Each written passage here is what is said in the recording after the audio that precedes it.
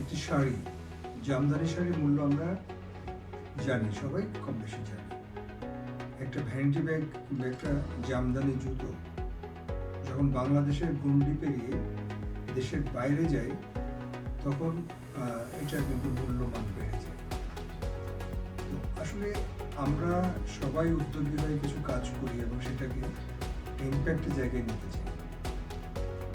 এরকম কিছু কাজ করছেন আমাদের সাথে আজকে যিনি যুক্ত হবেন, রাফিয়াস ফ্যাশন হাউসের ফাউন্ডার অ্যান্ড সিইও রূপকুন্নেসা মেঘনা। দর্শক, আমি Zahiduzzaman Sayeed, editor in chief, আছি আপনাদের সাথে। আমরা কথা বলবো মেঘনার সাথে।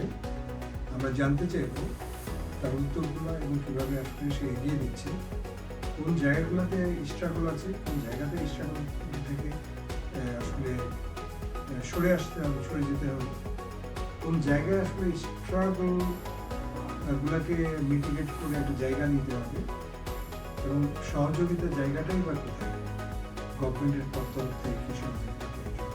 একজন উদ্যোক্তাকে গড়ে উঠতে হলে একা আসলে তুলতে পারে না, কিছু সহযোগী মানুষ তার পাশে থাকতে হয়, সরকারকেও এগিয়ে আসতে হয়। কারণ একজন উদ্যোক্তা যখন উদ্যোগী হয়ে সামনে এগোতে চাই, এর সাথে বাংলাদেশের অর্থনীতিও সামনে আগে। তো আমরা কথা বলছি রূপকুন্নেসা মেঘনার সাথে।